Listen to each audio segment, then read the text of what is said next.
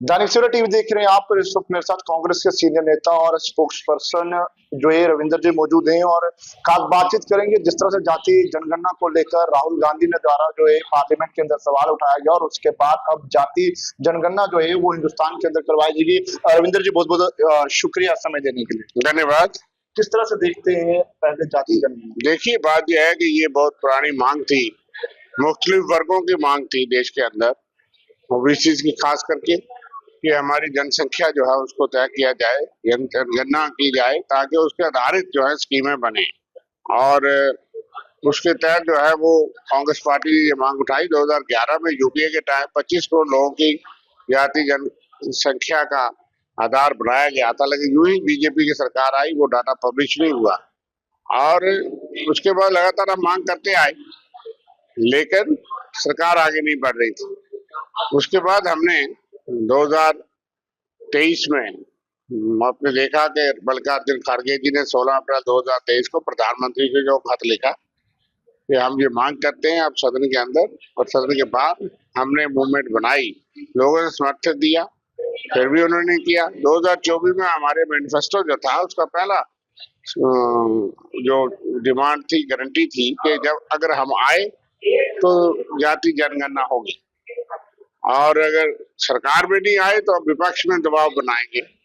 और आपने देखा कि विपक्ष में जिस तरह का दबाव राहुल गांधी जी ने बनाया, कांग्रेस पार्टी ने बनाया, आज सारी कांग्रेस पार्टी ने यहाँ इकट्ठे होकर के धन्यवाद प्रस्ताव पास किया है। राहुल गांधी जी को मुबारकबाद दी है कि उनकी मेहनत रंग लाई, उनको इस चीज का श्रेय दिया है और सरकार ने ये बात मानी कि ये करना है, लेकिन अब समय सीमा तय नहीं हुई।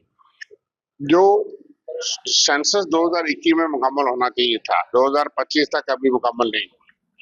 हर 10 साल के बाद सेंसस होता है, इसलिए सरकार में विश्वास नहीं है। हमने मांग की है कि आप इसकी समय सीमा तय करो। आज 4 बजे कांग्रेस वर्किंग कमेटी की मीटिंग हुई है, तो 4 बजे इस पर चर्चा करेगी कांग्रेस वर्किंग कमेटी। लेकिन हमारी मांग है, एक तो समय सीमा तय करके इसको पूरा किया जाए, हर वर्ग हर जाति को अपना संख्या भी पता लगे और उसके आधारित डाटा बनेगा, उसके आधारित स्कीमें बनती है।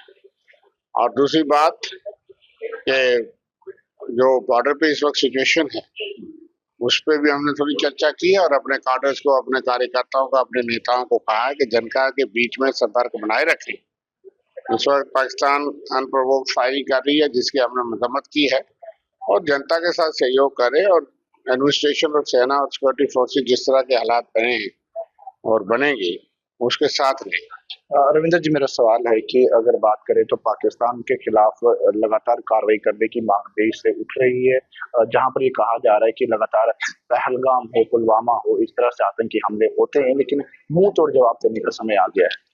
देखिए, बिल्कुल ठीक बात है। हमारे कांग्रेस वर्किंग कमेटी ने, हमारे नेता मल्लिकार्जुन खड़गे जी ने, राहुल गांधी जी ने एक स्वर में कहा कि हम देश के साथ खड़े हैं इस मुद्दे पे, आतंकवाद के खिलाफ हम एक हैं। और सवालात कई हैं जो लोग पूछ रहे हैं, डिफेंस एक्सपर्ट पूछ रहे हैं कि ये पहलगाम का इतना बड़ा सानिया कैसे हो गया। लेकिन इस वक्त हमने कहा कि हम कोई सवाल नहीं, हम सरकार, सेना, सिक्योरिटी फोर्सेज और देश के साथ खड़े हैं। जो उचित कार्रवाई करनी है उसके ऊपर की जानी चाहिए, डिफिटिंग रिस्पांस होना चाहिए। आतंकवाद के विरुद्ध हम एक हैं और आतंकवाद की फैक्ट्री जो है पाकिस्तान, उसके खिलाफ हम नहीं। यानी कि पाकिस्तान के खिलाफ कार्रवाई की मांग कांग्रेस भी कर रही है, पूरा देश कर रहा है, लेकिन वही अगर देखा जाए तो वादी कश्मीर के अंदर किस तरह का इफेक्ट जो है टूरिज्म पर आतंकवाद के बाद देखने को मिला? देखिए, एक इंसानियत का कत्ल हुआ कि चुन चुन के लोगों को मारा गया कि वहां कोई सिपाही भी नहीं था, यहाँ 2000 आदमी जाते थे, बहुत बड़ा जुल्म हुआ। लेकिन दूसरी इंसानियत भी नजर आई कि जिस तरह जान पे खेल के शहीद आदिल शहनशाह हो, कोई और लोग हों, टूरिस्ट गाइड हों, उन्होंने उनको बचाने का प्रयास किया, अपनी जान कुर्बान कर दी और बहुत से लोगों को बचाया और पूरा घाटी बंद हुआ, सड़कों पे आया। पहली बार ऐसा हुआ, एक स्वर में आतंकवाद और पाकिस्तान की हिंदू, मुस्लिम, सिख, ईसाई इकट्ठा होकर के पूरा देश इकट्ठा हो गया। बहुत बड़ा दर्द है, बहुत बड़ा सीने में जख्म है। लेकिन जिस तरह से टूरिस्टों ने भी बताया कि उनके साथ जिस तरह का हमदर्दाना और इंसानियत का व्यवहार कश्मीर के वहाँ के लोगों ने, मौजूदा लोगों ने किया इस संकट की घड़ी में, वो भी सराहनीय है। ये इस देश की खूबसूरती है। इसके विरुद्ध जो भी विभाजन की राजनीति करे, जो भी जिसने ये कांड किया करवाया, उनको सजा होनी चाहिए। और घाटी में फिलहाल टूरिज्म को झटका तो लगा है, लेकिन उससे बड़ा झटका हमारे जो अमन है, जो हमारी खूबसूरती है इस देश की, उसको लगाने का प्रयास किया गया, लेकिन जिसको लोगों ने मिलजुल के नाकाम कर दिया। ये भी निकल के आया कि किस तरह से हिंदू मुस्लिम सिख ईसाई इंसानियत जिंदा है।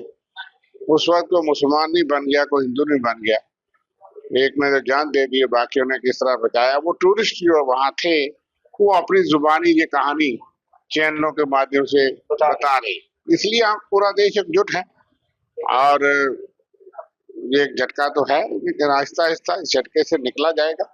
लेकिन पहली बात यह है कि देश की ताकत नजर आई है और देश को अपनी ताकत इस ढंग से दिखानी है। आतंकवाद और आतंकवाद के आकाओं को सबक सिखाना चाहिए। यानी कि जिस तरह मेरे साथ कांग्रेस के स्पोक्स पर्सन मौजूद थे और साफ कहना है कांग्रेस भी पूरे देश के साथ है और इन आतंकवादियों के खिलाफ कार्रवाई की मांग जो है वो पूरा देश और कांग्रेस भी करते हुए साफ नजर आ रही है। दैनिक सवेरा के साथ अंकुश भंडारी, जब